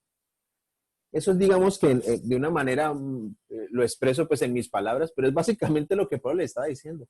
Yo a donde voy ya ni necesito hablar. Ya la gente, por verlos a ustedes, por su testimonio y por su afán, por su denuedo de ganar almas, el trabajo básicamente está hecho. Pablo está uniendo dos ideas que son muy importantes en nuestra vida. Dice, le está diciendo, la palabra de Dios ha sido divulgada y su fe en Dios se ha extendido. Ya, si nosotros queremos ser una iglesia que difunde el evangelio, tenemos que estar haciendo estas dos cosas. Esas cosas son esenciales. O sea, primero necesitamos un mensaje que difundir. ¿Ya? Y este mensaje, obviamente, al primero que tiene que impactar, si yo quiero ser un propagador efectivo del evangelio, el primero que tiene que impactar es a mí. Y segundo, después de que ese mensaje me ha impactado a mí en mi propia vida, necesitamos que la fe salga, o sea, que la fe nuestra sea conocida por el mundo entero. ¿Ya? Eso es lo que necesitamos si queremos ser una iglesia que difunde el evangelio. O sea, la predicación de la palabra, el presentarle a la gente folletos, libros, estudios, compartir tratados, compartir 4 leyes, ha hecho mucho por convencer y por convertir pecadores en todo el mundo. Ha hecho mucho de verdad. Pero son las vidas transformadas de los seguidores sinceros del Señor Jesucristo los que ilustran la verdad de ese mensaje, los que le dan a otros muestras de que ese mensaje realmente es verdadero. Miren a fulanito, miren a tal. Ahí es que la gente se da cuenta, esto es verdadero, esto tiene, no sé qué es, pero esto es real. ¿Ya? El testimonio de los cristianos sinceros ha hecho mucho más que simplemente repartir panfletos, volantes. Digo, no desprecio esa estrategia, para nada, es muy útil. Pero nada va a impactar más que el testimonio de cristianos verdaderos, de cristianos honestos, de seguidores genuinos de Cristo. O sea, piensen ustedes en esto. Toda esta región de Tesalónica y todos los pueblos vecinos, todo el mundo los conocía. Todo el mundo se conocía de qué iba la vida del otro. Y entonces, de un momento a otro, los vecinos, los otros que viven ahí cerca, ven a los de Tesalónica y dicen, bueno, pero ¿qué les pasó a estos? ¿Qué les pasó a los tesalonicenses? Porque estas personas antes tenían ídolos, ahora los han tirado a la basura, los rompieron y los tiraron a la basura. Ahora adoran al único Dios. Declaran una absoluta confianza en Jesús. Bien. Pero aparte de esto, que esa es la parte doctrinal, ¿no? Siguen a Dios verdadero y confían en Jesús. Mírenlos ahora. Ya no son borrachos, ya no son deshonestos, ya no son impuros, ya no son contenciosos, peleadores. O sea, imagínense ustedes el impacto. Todo el mundo hablaba de lo que había sucedido entre las personas convertidas en Tesalónica. ¿Ya? Ellos, la verdad de la palabra de Dios se probaba en que ellos habían sido cambiados. O sea, ellos recibieron el mensaje e hicieron algo con ese mensaje, hicieron algo con la palabra de Dios en su vida. O sea, mejor dicho, para que las conversiones Si nosotros queremos lograr ganar, en este caso vamos a hablar de Rosario, vamos a hablar de Argentina. Si nosotros queremos que las conversiones sean abundantes, que las conversiones a Cristo sean abundantes, sean claras, sean genuinas y sean evidentes, ¿ya? Si nosotros queremos que de esta manera la palabra de Dios sea divulgada, entonces nuestros testimonios van a ser nuestra mejor propaganda y nuestro mejor argumento. ¿Estamos guardando nuestro testimonio? ¿Damos una buena imagen como cristianos? ¿Alguien puede mirarnos a nosotros y decir realmente la palabra de Dios es verdadera, tiene poder? Porque miren a fulano, sutano, cómo era y cómo es ahora, así como se sorprendían los vecinos de los tesalonicenses de verlos en su cambio. Es más, les añado esto. Antes hablaba de que, un par de versículos antes hablaba de que son las pruebas las que hacen cristianos fuertes. Bueno, también una de las mejores maneras de volverse un cristiano fuerte es volverse, pero de inmediato, ya, un ganador de almas. Así, pero decir, voy a volverme un ganador de almas. Es una de las mejores maneras de volverse un cristiano fuerte. Es más, más bien voy a darle una vuelta a ese argumento, a eso que estoy diciendo. Yo nunca he conocido a un cristiano fuerte que no sea un ganador de almas.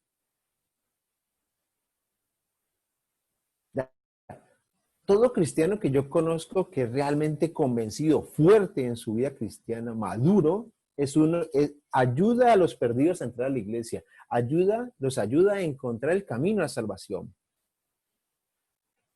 Si uno no está interesado en el evangelismo, y no digo con esto de que uno salga todos los días y traiga 30 nuevos miembros a la iglesia, no, pero que uno constantemente no pierda la oportunidad en cada momento de hablar del Señor, y no solamente con sus palabras, sino con su vida, con su testimonio. Si nosotros no estamos interesados en el evangelismo, por lo que hablamos o por lo que representamos, entonces nunca vamos a ser cristianos fuertes. Ahora, esto es una opinión muy, muy propia, ¿no? Esta es mi humilde opinión, pero yo creo que es algo sobre lo que tenemos que meditar. Si no estamos interesados en el evangelismo, ¿qué clase de cristianos somos? Los de Tesalónica nos dan un gran ejemplo al respecto. Y ya, último punto para terminar, el octavo punto, vamos a leer el versículo 9 y el 10, donde nos habla, ya para finalizar, donde nos habla que todo esto ellos lo podían hacer porque habían experimentado una conversión genuina a Jesús. Dice el versículo 9 y 10. Dice, porque ellos mismos cuentan de nosotros la manera en que nos recibisteis y cómo os convertisteis de los ídolos a Dios, para servir al Dios vivo y verdadero y esperar de los cielos a su Hijo, al cual resucitó de los muertos, a Jesús, quien nos libra de la ira venidera. Entonces miren esto es muy bonito porque aquí este cierre, versículos 9 y 10, tienen conexión con el versículo 3 que ya leímos. ¿Bien? Porque aquí en los versículos 9 y 10 nos mencionan 3 pasos concretos que ellos dieron. ¿Ya? O sea, la respuesta que esos tesalonicenses dieron hacia el mensaje eran evidencia de cómo influyeron Pablo y Silas y Timoteo en ellos, el tipo de relación que Pablo y sus compañeros tenían con ellos. Tienen que en el versículo 3, si tienen usted abierto ahí, en el versículo 3, él los había elogiado, Pablo los elogia por su respuesta. Y les dice que primero había sido una obra de fe, la obra de su fe, lo dice ahí. La obra de vuestra fe. Luego dice que es... bueno, no, pero. Sí, dice la obra de su fe, que equivale a lo que en el versículo 9 nosotros estamos leyendo, que se convirtieron de los ídolos a Dios. Bien, luego en el versículo 3 dice de nuevo que Pablo les elogia también por el trabajo de amor, por el trabajo de vuestro amor, dice, que equivale a lo que en el versículo 10,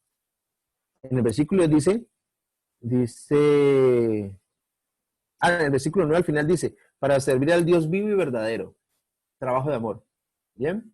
Y luego en el versículo 3 dice que él los destacaba por su constancia en la esperanza. ¿Bien? En el Señor Jesucristo. Que equivale a lo que en el versículo 10 estamos viendo. Que dice esperar de los cielos a su Hijo. A Jesús, ¿no? Esperar de los cielos a Jesús. Miren cómo es de bonito, cómo Pablo retoma los elementos que ya había hablado en el versículo 3 y aquí en el 9 declara de nuevo todo esto. Ahora, no vamos a repetir lo que vivimos en el versículo 3, vamos a enfocarlo desde un ángulo un poquitín diferente. Cuando Pablo llegó a Tesalónica, él no llegó con un cartel, él no llegó con un altavoz diciendo, vengo a denunciar la idolatría. Vengo a enseñarles a ustedes, a mostrarles por qué es un error que ustedes estén adorando a dioses con D minúscula como Apolo, como Venus o cualquiera de los otros dioses y diosas del Imperio Romano. Él no llegó con eso, él no llegó haciendo ese ruido, él no llegó anunciándose que esa era su intención. Lo que sucedió fue que cuando Pablo llegó a Tesalónica, predicó a Cristo. Y cuando él predicó a Cristo, ellos dejaron los ídolos y se volvieron a Dios. Es bueno reflexionar acerca de esto, porque el primer paso es interesantísimo. Ahí en el versículo 9 dice, porque ellos mismos cuentan de nosotros la manera en que nos recibisteis. Y luego dice, y esto es lo importante, ¿y cómo os convertisteis de los ídolos a Dios? Ahora, nosotros, en nuestra experiencia normal, a veces oímos decir que el arrepentimiento es esencial para la salvación, ¿ya? Pero, y este es el punto, y sí lo es, ¿no? Pero a veces se nos plantea como que arrepentimiento y fe y creer son como dos pasos separados de un proceso.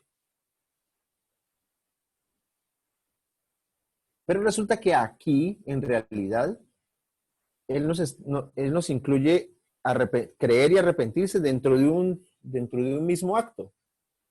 ¿Ya? Y es lo que expresa ahí. Cuando Pablo predicó a Cristo, ellos se volvieron a Dios y automáticamente se apartaron de los ídolos. De una.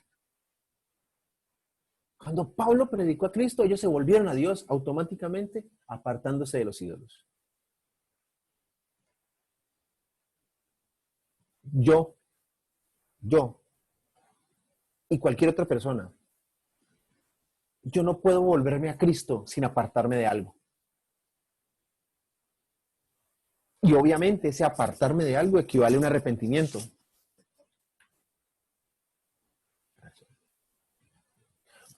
Una persona, un individuo necesita saber que es un pecador perdido. Pero ¿qué pasa? El pecador perdido puede sentarse y llorar por sus pecados hasta el día del juicio final. ¿Puede hacer eso? De hecho, sí se puede. Y no va a tener ningún beneficio de eso.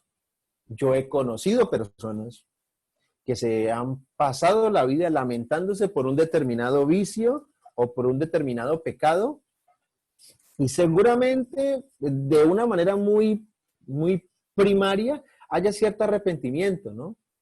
Cierto arrepentimiento de estar sujetos a eso, a ese vicio, a ese pecado. Pero su vida no cambió nada porque no se volvieron a Cristo. ¿Ya? Solo cuando una persona se vuelve a Cristo, se apartará de algo. Se apartará de su pecado, se apartará de su vicio. Se las dibujo desde la otra esquina. Si una persona no se aparta de su pecado, es porque no se ha vuelto a Cristo. Ah, dura palabra es esta de oír, pero es real. Cuando los creyentes de Tesalónica se apartaron de los ídolos, seguro, no lo dice allí, pero seguro que habrán llorado, seguro que habrán lamentado el tiempo perdido en la adoración de ídolos. Seguro que ellos experimentaron un verdadero arrepentimiento de todos los años malgastados todos los años de su vida malgastados en adorar muñecos, en adorar estatuas. Seguro que esto les produjo mucho dolor, seguro que les produjo mucho arrepentimiento, ¿ya? Pero ¿por qué llega eso? Porque primero conocieron. Primero, ¿por qué se arrepintieron? Porque primero conocieron. Dios es el verdadero. O sea que estos no son sino muñecos. Vaina. Cosa esto. Claro, fue inmediato. El conocimiento de Dios les llegó e inmediatamente fueron conscientes de que volverse a Dios era la opción. Y para volverse a Dios tenían que apartarse de los ídolos. O sea, apartarse de los ídolos fue la reacción natural, la consecuencia de haber creído en Dios. El Señor Jesucristo tiene que ser, y este es nuestro trabajo, el Señor Jesucristo tiene que ser, como Salvador del mundo que es, tiene que ser proclamado al mundo, a los pecadores perdidos. Pero antes de yo ir a decirle a alguien que aún no ha sido salvo, que se arrepienta, yo tengo primero a esa persona, tengo que explicarle, hacerle entender que tiene un Salvador. No vale la pena hacerle a alguien, tratar de hacerle entender a alguien que tiene que arrepentirse sin darse cuenta, sin que se haya dado cuenta de que tiene un Salvador. Primero tiene que saber, necesita esa persona saber que tiene un Salvador para poder arrepentirse y cambiar de dirección. El Señor Jesús debe ser proclamado en el mundo. La gente necesita saber que tiene un Salvador para poder arrepentirse y cambiar de dirección. Bien. El segundo punto allí, el primero que veíamos era acerca de esto de cómo os convertiste a Dios. Otro punto que es muy interesante es lo de servir al Dios vivo y verdadero. Entonces, los tesalonicenses estaban sirviendo a Dios.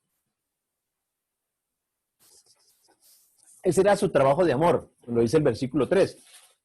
Ahora, simple, uno no puede servir a Cristo a no ser de que le ame. Bien. El Señor Jesús dijo en Juan 14:5, dice, si me amáis, guardad mis mandamientos. Entonces, supongamos que yo no le amo, no hay ningún mandamiento para mí. Así de simple. Si el Señor me dice, si me amáis, guardad mis mandamientos, si yo no le amo, entonces para mí no hay mandamiento. No hay mandamiento que guardar.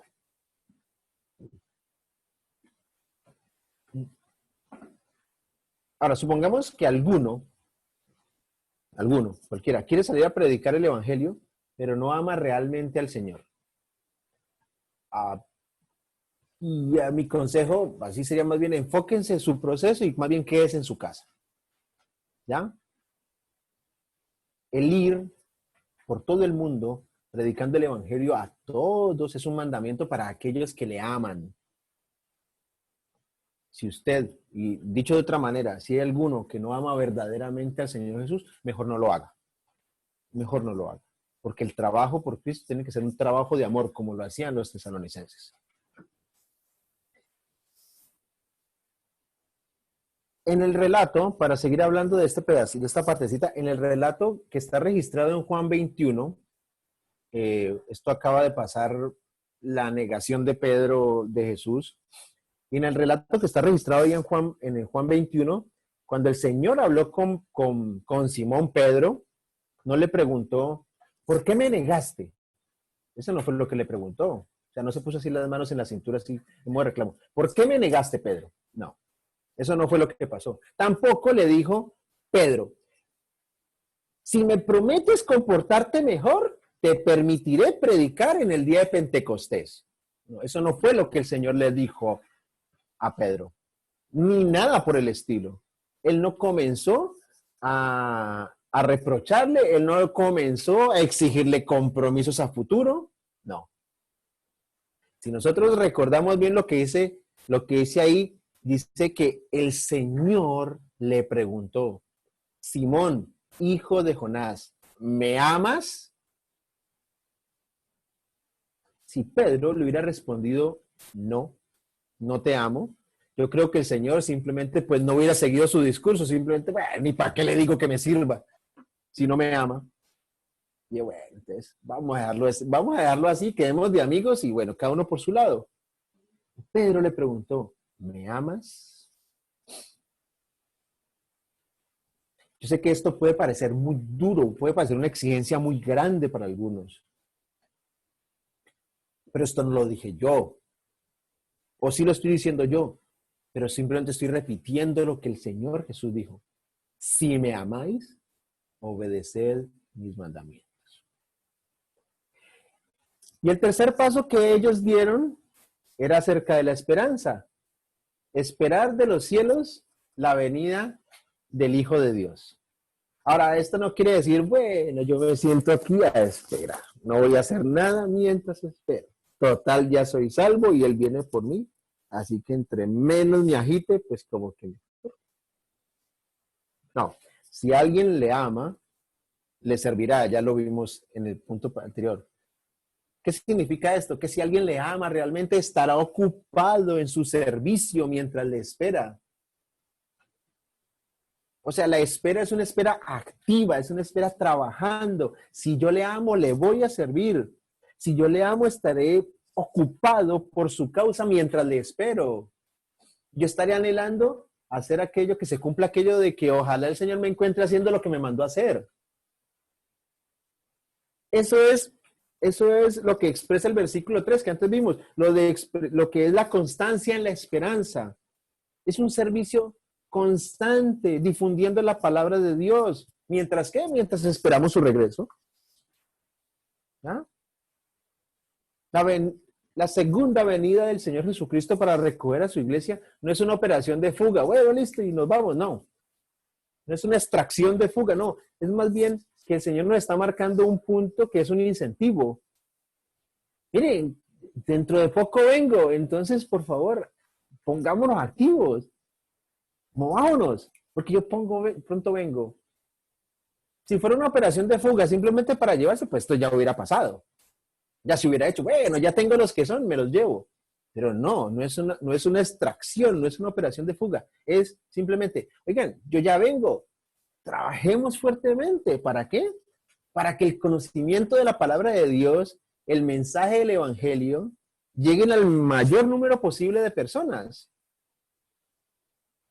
¿Ya? Y si yo hago esto todos los días, amando al Señor, en medio de las tribulaciones, con gozo, entonces yo puedo expresar las palabras que están al final de su Biblia en Apocalipsis 20:20. Mientras yo hago todas estas cosas, mientras yo me gozo en las tribulaciones, mientras hago este trabajo de amor y espero en fe y con esperanza su regreso, yo puedo expresar las últimas 3 palabras que están en la Biblia. Ven, Señor Jesús. Y va a ser bonito porque va a ser honesto. Y va a ser un deseo sincero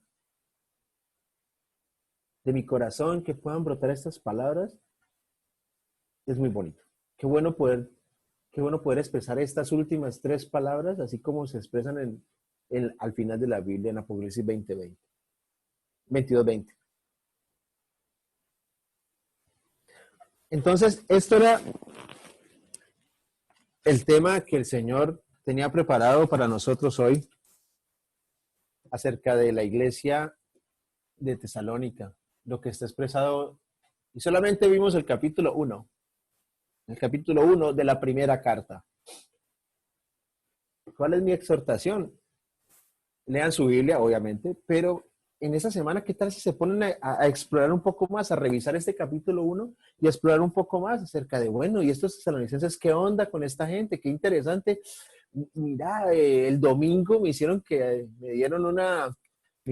la curiosidad. Yo quiero explorar más qué es esto y qué más puedo aprender. Para eso está la palabra, para que aprendamos del ejemplo de aquellos que nos han precedido. Vamos a orar por todo esto, ¿vale? Para que podamos terminar esta reunión.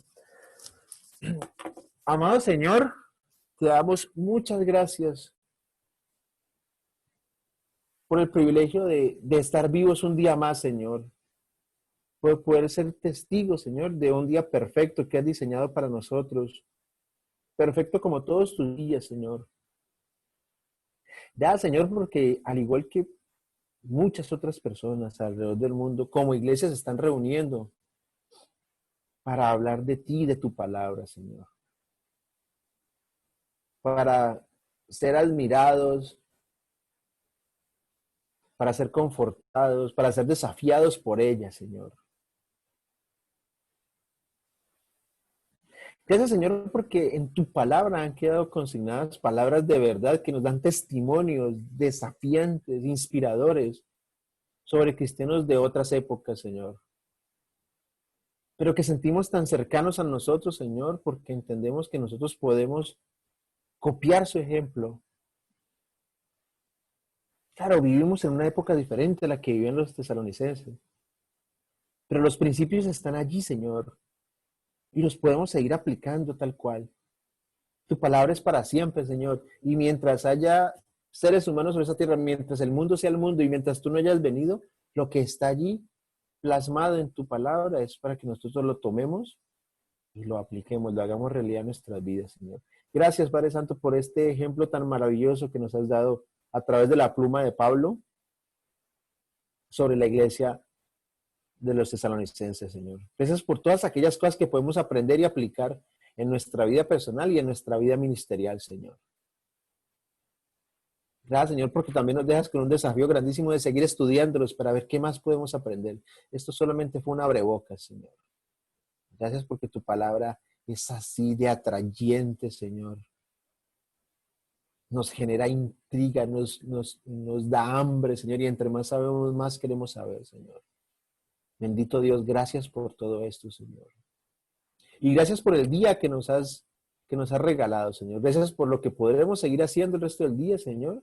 Y yo te pido que a cada uno de los que han estado en esta reunión, Señor, y a sus familias aquí representadas, Señor, los bendigas y les des un gran, Señor, inicio de semana con estas ideas en la cabeza, Señor, y con este desafío para cumplir. Gracias, Señor, por tu palabra. Gracias, Señor, por la vida que nos has dado. Gracias por la oportunidad que nos has dado de ser tus hijos, Señor. Gracias por el llamamiento que nos has hecho a servir, Señor. Gracias en todo te damos, en el nombre maravilloso de tu Hijo Jesucristo. Amén. Amén. Bueno, abran micrófonos, abran cámaras, saludemos. Por ahí andan Cintia y Ricardo, Larisa, por ahí está Navi, Griselda, hola, hola. Por ahí está Calita, ahí está Vilma y David, Sí. Lucas, Patricia, Eduardo, Silvia, Buenas. Cia Medina, bueno, aquí hola Rubén, la familia Bachi por ahí, Hola, Paola Cangahuala, y me imagino que por ahí anda Leandro también. Saludamos a Kesia también. Familia Bachi. Avi, ¿cómo estás, Avi? Ay, Qué alegría verlos a todos. Había por ahí un Motorola 7, ¿quién sería? Un Motorola 7G. Sí, Ay, sí, no sé. ¿quién era? Bueno. Toto. Pero por ahí estaba también familia Wandita. Mira, ahí se están dejando ver los Bachi. Hola a todos. ¿Cómo están? Sí, están en el auto. Hola a todos. Preciosa familia, ¿cómo están? Bueno, qué alegría. Ah, Larisa se dejó ver, muy bien. Bien. Claro, uno entiende que hay momentos en que la cámara no se puede encender por el ancho de banda, pero qué lindo por unos segunditos poderlos ver y saludarlos a todos. Ay, David, Irma, todos. también, Paola Cangahuala, mandó saludos. Buenísimo. Sí, no sé, Gracias. no sé si en el chat de pronto. Ah, sí, Elizabeth también dice. Paola, saludos a todos. Elizabeth. ¿Qué decían? ¿No tiene cámara? Domingo nos vemos. Que por el No tengo internet cámara se ahora. bloquea. Se les Claro. bloquea para poderlo encender. Bueno, Dios los bendiga. familia, saludos. Chao, Gracias, chao, querido. Ricardo, adiós todos. Bendiciones. Cuídense Dios. todos. Cuídense. Chao. Chao, Chao, chao. gracias. Adiós. Que pasen. ¡Chau, Tiaguito! ¡Que pasen lindo! Chau, Claudita. Gracias por Adiós, todo. adiós, Silvita. Chao, Ken. Chao, Pau. Adiós, Rubén. Adiós, hasta luego. Chao, Toto.